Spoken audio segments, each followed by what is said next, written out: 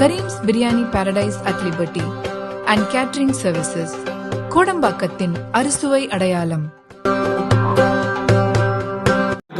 கொடுத்துக்கிட்டு இருக்கும்போது திடீர்னு புக்கை மூடிட்டார். மூடிட்டு இன்னைக்கு நான் உங்களுக்கு 2 கதை சொல்ல போகிறேன் அப்படின்னாரு. பாடம் புக்கிலேருந்து இல்லை, கித்தாபிலேருந்து இல்லை, என் வாழ்க்கையிலேருந்து. 2மே என் வாழ்க்கையை திருப்பி போட்ட விஷயம். ஒன்று ஒரு கதை, இன்னொன்று நான் கண்ட கனவு. இந்த 2ஐயும் சொல்கிறேன் என்று சொல்லி தன் மாணவர்களிடத்திலே சொல்ல துவங்குகிறார். முதல் கதையை சொல்லி துவங்குகிறேன். இன்னைக்கு பார்க்கக்கூடிய உங்களின் ஆசிரியரான நான் ஒரு நாள் எப்படி இருந்தேன் தெரியுமா? இன்னைக்கு உங்களுக்கு முத்தியில் உட்கார்ந்துருக்கேன், உங்களுக்கெல்லாம் மார்க்கத்தை சொல்லித்தர்றேன், நல்ல விஷயத்தை சொல்லிக் கொடுக்குறேன். ஆயிரக்கணக்கான பேர் எனக்கு நீங்கள் மாணவர்கள் இருக்கீங்க.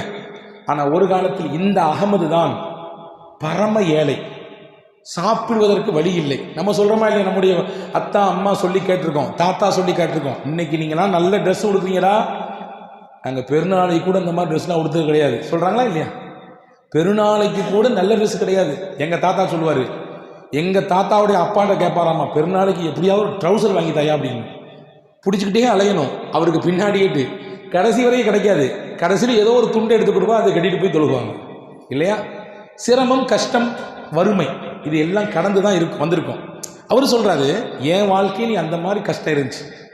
கடும் கஷ்டம், வறுமை, பசி, பட்டினி தான். என் வீட்டில் நான் மட்டும் பட்டினியாக தான் பத்தாது, பரவாயில்ல, என் குடும்பமே பட்டினியாக கிடந்துச்சு. என் மனைவி பட்டினி, என் புள்ள பட்டினி. அப்படியே அண்ணாந்து படுத்துக்கிட்டு ஓட்டையே பார்த்துக்கிட்டு இருப்போம். வெயில் மட்டும்தான் அடிக்கும், வீட்டுக்குள்ளே வெயில் அடிக்கும். யோசிச்சுக்கிட்டே இருந்தேன், வேலையும் இல்லை, வாய்ப்பும் இல்லை, சாப்பிட்றதுக்கு சாப்பாடும் இல்லை, என்ன செய்யறது அப்படின்னு யோசிச்சு ஒரு முடிவெடுத்தேன். இந்த வீட்டை வித்தரலாம், அதில் கிடைக்கக்கூடிய காசை வச்சு ஏதோ கொஞ்சம் நம்ம குடும்பத்தை கொஞ்ச நாள் ரன் பண்ணலாம் அப்படின்னு நினச்சி கிளம்பி நேர பள்ளிவாசலுக்கு போனேன். தொழுது முடிச்சுட்டு வெளியே வந்தவொடனே என்னுடைய நண்பர், அவர் கையை பிடிச்சி, ரொம்ப கஷ்டம், ரொம்ப சிரமம், வாழ்க்கையில் வறுமை வாட்டி வதைக்குது, என் வீட்டை வித்தரலாம் நினச்சிட்டு இருக்கேன், நீ எப்படியாவது ஆளை பார்த்து ஏற்பாடு செய். அந்த நண்பர் சொன்னார், உன் தோற்றத்தை பார்த்தாலே தெரியுது உன் வீட்டில் எவ்வளோ வறுமை தாண்டவம் ஆடுதுன்னு. நான் பார்க்குறேன், ஏற்பாடு செய்கிறேன். இருந்தாலும் இப்போ உன் குடும்பத்துக்கு தேவையான என்னால் முடிந்த ஒரு சின்ன உதவி அப்படின்னு சொல்லி கையிலேருந்து எடுத்தார் ஒரு பாக்கெட். அந்த பாக்கெட்டில் சாப்பாடு இருந்துச்சு. சாப்பாடுனா ரொம்ப பெருசாக சாப்பாடுலாம் இல்லை, ஒரு 2 ரொட்டி இருந்துச்சு, கொஞ்சோண்டு குழம்பு இருந்துச்சு, ஆனம் இருந்துச்சு, அவ்வளோதான். இதை கொடுத்து நீயும் சாப்பிடு, உன் குடும்பத்துக்கு சாப்பிடக்கூடாதுன்னு சொல்லி கொடுத்துட்டு போயிட்டார். நான் ஆளை பார்த்து கூட்டிகிட்டு வரேன் உன் வீட்டை வாங்குறதுக்கு. அவருக்கு அந்த ரொட்டியை பார்த்தோம் சந்தோஷம். ஏன்னா 3 நாள்லாம் சாப்பிடல, வெறும் பச்சை தண்ணி தான். அதை விட பெரிய சந்தோஷம், நான் சாப்பிட்டு பசியாகிறது ஒன்று, என் பிள்ளைய சாப்பிட வச்சு பார்த்து அளவு பார்க்குறது அது இன்னொன்று. அந்த சுகம் தனி சுகம், அது பெற்றவங்களுக்கு எல்லாத்துக்குமே தெரியும். அதெல்லாம் நம்ம கடந்து தான் வந்திருக்கிறோம். அவர் நினைச்சாரு, என் புள்ள சாப்பிட போது என் மனைவி சாப்பிட போகிறான் அப்படின்னு சொல்லி வேகமாக அந்த பேக்கெட்டை தூக்கிட்டு போய்கிட்டே இருக்கும்போது திடீர்னு பின்னாலேருந்து ஒரு சத்தம். என்ன சத்தம்? ஒரு அம்மா ரொம்ப மெல்லிய குரலிலே சத்தம் இருக்கு, யா அப்துல்லா, அல்லாவின் அடியாரே, இங்கே வாங்கலேன் அப்படிங்குது. உடனே திரும்புகிறார் இவர், இந்த அகமதுன்றவர் திரும்புகிறார். திரும்பியோடு, என்னம்மா என்னையாம கூப்பிடுற? அந்த அம்மா கையில் ஒரு குழந்தைய வச்சிருக்கு, சின்ன குழந்தை. அந்த குழந்தையின் முகமும் வாடி வதங்கி போய் இருக்கிறது. அந்த அம்மா சொல்லிச்சு, நானும் பசியோடு பட்டுனின்னு இருக்கிறேன், பல நாள் ஆச்சு சாப்பிட்டு, நான் பசியை பொறுத்துக்கிறேன், என் பச்சை குழந்தை பசியோடு பொறுக்க முடியாமல் அப்படி கிறங்கி விழுது, உங்கள் கையில் இருக்கக்கூடிய சாப்பாடை தயவு செஞ்சு என் பிள்ளைக்கு கொடுக்குறீங்களா அப்படின்னு கேட்டுச்சு அந்த அம்மா. அவர் நினைச்சாரு, நம்மளே பசியாக இருக்கோம், பட்டினியாக இருக்கிறோம், நம்ம குடும்பம் பட்டினியில் வாடிக்கொண்டிருக்குது, இந்த அம்மா இப்படி கேட்குதேன்னு நினச்சிட்டு இருக்கும்போது அந்த குழந்தை முகத்தை பார்த்தாரு. அவருக்கு என்னமோ பண்ணுது உடம்புல, அந்த முகம் எதெல்லாமோ சொல்லுது, என்னென்னலாமோ அவர்கிட்ட பேசுது. அந்த முகத்தின் மொத்த கருணை அவருடைய உள்ளத்தை அப்படியே கரைத்து எடுத்து விட்டது. அப்படியே பசியோடு கையேது நிற்கக்கூடிய அந்த குழந்தையை பார்த்துட்டு அவர் முடிவு பண்ணார், நம்ம கொண்டு போனோம்னா 3 பேர் சேர்ந்து சாப்பிடுவோம், நம்ம இதை குழந்தைக்கு இதை கொடுத்துட்டோம்னா நமக்கு 5 நன்மை கிடைக்கும்னு நினச்சாரு. 1, நான் பொறுமையாக இருக்கிறேன், அந்த நன்மையை அல்லாஹ் தருவான். என் பொஞ்சாதி பொறுமையாக இருப்பான், அந்த நன்மையை அல்லாஹ் எனக்கு தருவான். என் மகன் பொறுமையாக இருப்பான், அந்த நன்மையை அல்லாஹ் கொடுப்பான். இந்த குழந்தை சந்தோஷப்படும் சாப்பிட்டுட்டு, அந்த நன்மை எனக்கு கிடைக்கும். இந்த குழந்தையை பெற்ற தாய் சந்தோஷப்படுவா, அந்த நன்மை எனக்கு கிடைக்கும். 5 நன்மை கிடைக்கும். எனவே நான் பொறுத்து கொள்கிறேன் என்று நினைத்து கொண்டு உடனேயே யோசிக்காமல் கையிலிருந்து எடுத்து கொடுத்தார். கொடுத்தவுடன் அங்கே 2 நிகழ்ச்சி நடந்தது. அந்த தாயின் கண்ணில் ஓரத்திலிருந்து ஒரு சொட்டு கண்ணீர் துளி, உணவு கிடைத்து விட்டதே என்ற ஏக்கத்தில். அந்த குழந்தையின் முகத்திலே ஒரு புன் சிரிப்பு, அவ்வளோதான். கொடுத்துட்டு போயிட்டார். போகலான்னு நினைக்கிற சமயத்தில் இப்போ திடீரென்று ஒரு சப்தம் வீட்டு பக்கத்தில் நெருங்கியவுடன், யார் அது அப்படின்னா அந்த நண்பர் ஓடி ஓடி வர்றாரு. அகமது அகமது எங்கன்னு கேட்குறாரு.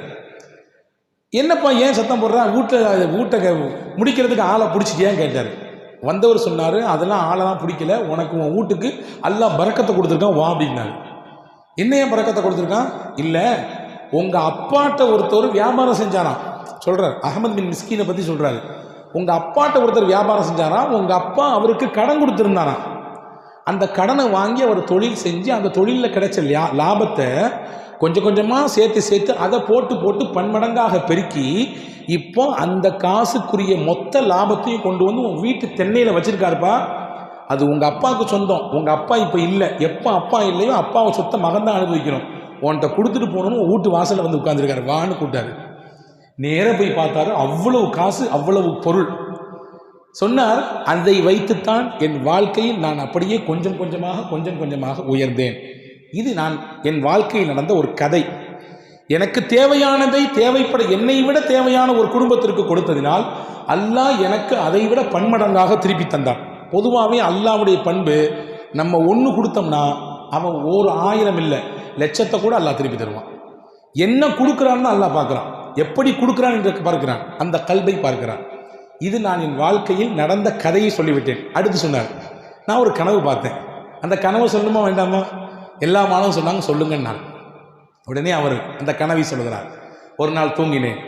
தூக்கத்திலே நான் மஹ்ஷர் மைதானத்தில் நிற்பதாக கனவு பார்த்தேன். மஹ்ஷரில் நிற்கிறேன். எல்லாருடைய நன்மையும் தீமையும் நெருக்கப்படுது. நன்மைக்கு ஒரு தட்டு, தீமைக்கு ஒரு தட்டு. என்னுடைய அந்த முறை வந்துச்சு. என்னுடைய நன்மையெல்லாம் எடுத்து வச்சாங்க. நான் எவ்வளோ ஓதி கொடுத்துருக்கேன், எவ்வளோ தொழு வச்சிருக்கேன், எவ்வளோ மக்களுக்கு உபதேசம் செஞ்சுருக்கேன், அப்படியே எடுத்து வச்சாங்க. அது கூடிக்கிட்டே இருந்துச்சு. தீமையின் தட்டு அப்படி கொஞ்சமாக இருந்துச்சு. ஒரு கட்டத்தில் பார்த்தா அந்த நன்மையின் தட்டில் இருக்கக்கூடிய நன்மையெல்லாம் வெயிட்டே இல்லை, பஞ்சு மாதிரி இருக்குது. தீமையின் தட்டு கனமாக இருக்குது. ஆபத்தாச்சே. என்னடான்னு பார்த்தா அந்த நன்மையின் தட்டில் ஒரு பெரிய புழு உட்கார்ந்து இருக்குது. அந்த புழு இருந்த நன்மையை கொஞ்சம் கொஞ்சமாக கரைக்கிறது. அப்படி என்ன புழு அது?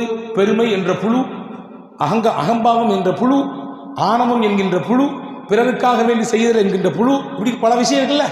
எதெல்லாம் செஞ்சால் அல்லாஹ் ஏற்றுக்க மாட்டானோ அதை அல்லாஹ் புழுவாக உருவம் கொடுத்து அங்கே வச்சு அந்த நன்மையை கரைச்சிக்கிட்டே இருக்கான். எனக்கு பயமாக போச்சு, என்ன பண்ண போகிறோமோ தெரியல. ஒரு கட்டத்தில் எல்லா நன்மையும் கரைஞ்சி போச்சு, தீமை மட்டும் இருக்குது. எனக்கு சொல்லப்படுவதாக கேட்கிறது, இவருக்கு என்ன தீமை கூடிவிட்டது, அப்போ நரகம்தானா என்று கேட்கிறது என் காதில். வேற ஏதாவது நன்மையே இல்லையா அப்படின்னு கேட்டது. உடனே ஒரு மலக்கு வந்தார், ஒரு பொட்டணத்தை கொண்டு வந்தார்.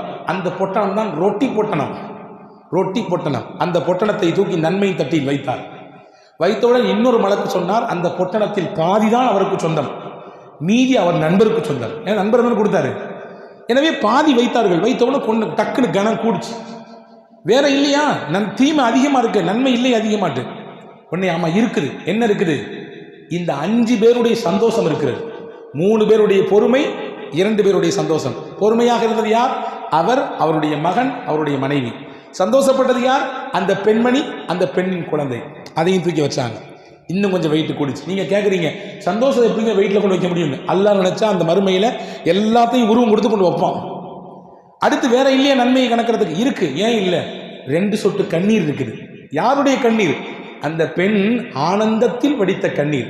5-6 நாட்களுக்கு பிறகு உணவு கிடைத்திருக்கிறதே நம் பிள்ளையின் வயிற்றை ஆட்டுவதற்கு. அந்த கண்ணீரை எல்லாம் தூக்கி வைத்தான். அப்படியே கனம் இன்னும் கொஞ்சம் கூடியது. அதற்கடுத்து மறுபடியும் வேற எதுவும் இல்லையா என்று கேட்டார்கள். இருக்கிறது.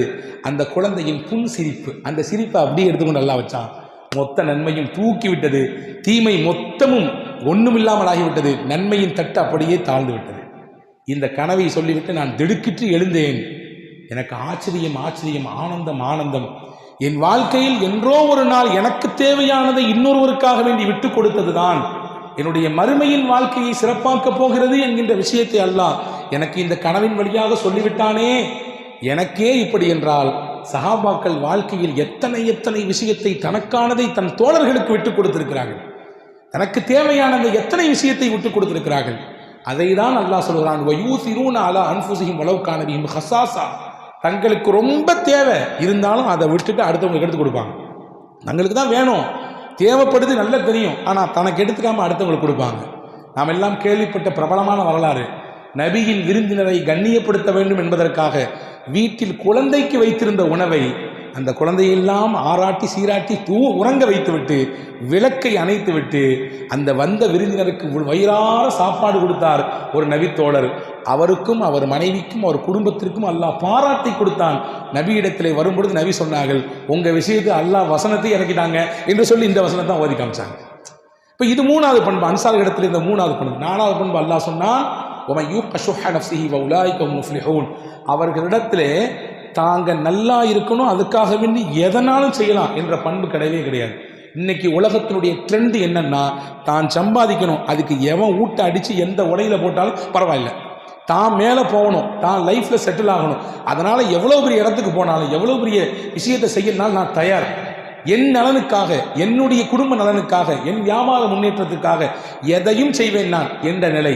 ஆனால் சஹாபாக்கின் இடத்தில் அது ஒரு பொழுதும் கிடையாது. தன் நலம் என்பதை தாண்டி, சுயநலம் என்பதை தாண்டி பொதுநல பண்பும் சிந்தனையும் அவர்களிடத்திலே நிறைவாக இருந்தது என்று சொல்லி அல்லாஹ் அந்த இடத்தை முடிக்கிறான். வல்ல ரஹ்மான் அல்லாஹு தாலா இந்த சஹாபாக்களின், அன்சாரி சஹாபாக்களிடத்தில் இந்த உயர்ந்த 4 பண்பை அல்லாஹ் நமக்கு சொல்லியிருக்கிறான். இதிலே ஏதாவது ஒரு சிலரையாவது நம்முடைய வாழ்க்கையை எடுத்து பேணி பின்பற்றி நடப்போம். வல்ல ரஹ்மான் அல்லாஹ் தௌஃபீக் செய்வானாக. ஆமீன். வாஹிர் தாவானா அனில் அல்ஹம்துலில்லாஹி ரப்பில் ஆலமீன். அஸ்ஸலாமு அலைக்கும் வரஹ்மத்துல்லாஹி வபரகாத்துஹு.